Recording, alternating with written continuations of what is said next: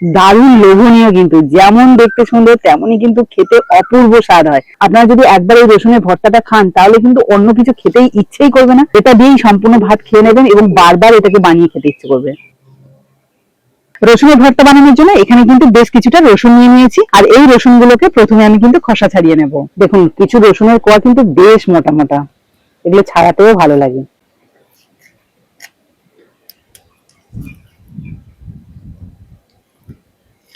দেখুন, বেশ অনেকটা পরিমাণে কিন্তু রসুন খোসা ছাড়িয়ে নিয়েছি, আর তার সাথে আমি এখানে একটা মিডিয়াম সাইজের পেঁয়াজ আগে থেকে কুচিয়ে নিয়েছি। তো চলুন এবার ভর্তাটা বানিয়ে নিই।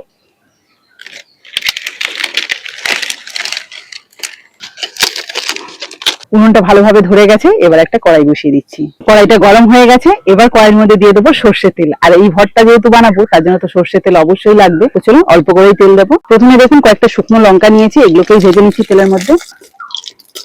যে কোনো ভর্তাতে শুকনো লঙ্কাটা মাস্ট দিতেই হবে, কারণ শুকনো লঙ্কাটা দিলেই তবেই কিন্তু ভর্তার স্বাদটা দ্বিগুণ হয়। সুন্দরভাবে ভাজা হয়ে গেছে, এগুলোকে তুলে নিচ্ছি। এবার আর কিছুই নয়, যে রসুন আর পেঁয়াজটা নিয়েছি এগুলোকেই তেলের মধ্যে ভেজে নেব।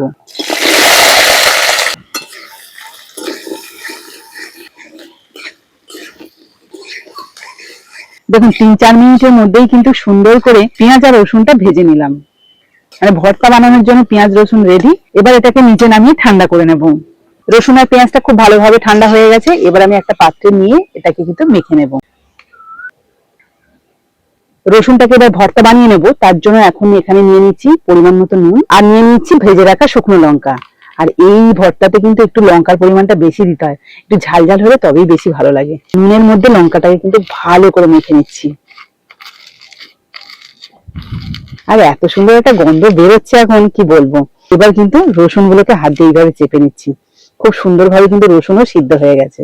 দেখুন, দারুণ কিন্তু সিদ্ধ হয়ে গেছে। হাত দিয়ে জাস্ট চেপে দিলেই হালকা করে ভালোভাবে গলে যাচ্ছে। আর কি বলবো বন্ধুরা, এখন যে এই যে ভর্তাটা মাখছি না, মানে এত সুন্দর একটা গন্ধ বেরোচ্ছে, আমার পাশে যদি কেউ বসে থাকে তারও কিন্তু জিভে জল চলে আসবে, এতটাই কিন্তু সুগন্ধ। ঠান্ডা লাগার পর যাদের মুখে একদমই রুচি থাকে না তারা কিন্তু একবার হলেও খাবেন।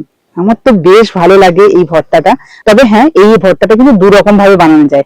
একরকম পদ্ধতিতে আমি বানাচ্ছি, আর এক রকম ভাবে এই ভর্তাটা বানানো যায়, সেটা হলো বেটে, মানে শিল নোড়াতে আপনারা বেটে নিতে পারেন। তো এবার আপনাদের যেটা ভালো লাগবে সেভাবে কিন্তু বানিয়ে খেতে পারেন।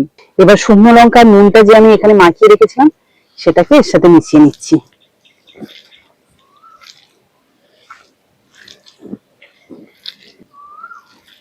এখনো কিন্তু এর মধ্যে কাঁচা সর্ষে তেল পড়েনি, তাও কিন্তু দারুণ, যেমন লোভনীয় হয়েছে তেমনি দারুণ সুগন্ধ।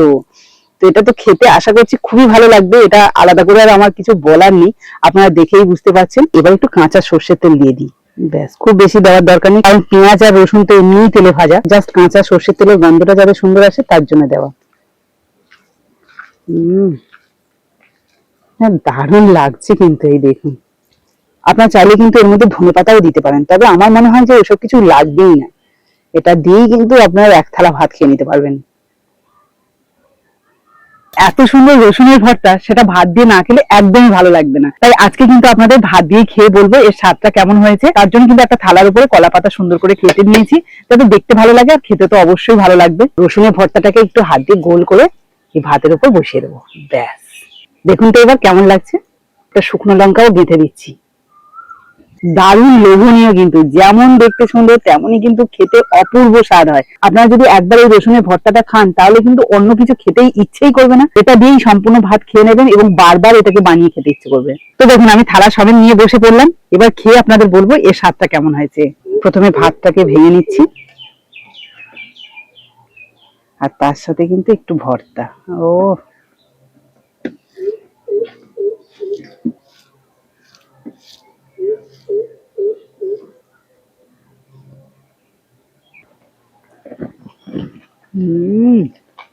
সত্যি বন্ধুরা, এর স্বাদ তুলনা করা যাবে না।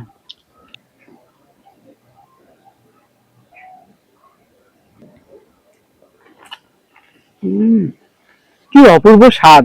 তো বন্ধুরা, এই রসুনের ভর্তাটা তো অবশ্যই সুস্বাদু হয়েছে আপনাদের বলছি, এবং আমাকে দেখে নিশ্চয়ই আপনারা বুঝতে পারছেন। আর এটা যে বানানো কতটা সহজ আর কতটা কম সময় লাগে সেটাও নিশ্চয়ই আপনারা বুঝতে পারলেন। তো বন্ধুরা, আজকের এই রেসিপিটা আশা করছি আপনাদের ভালো লেগেছে।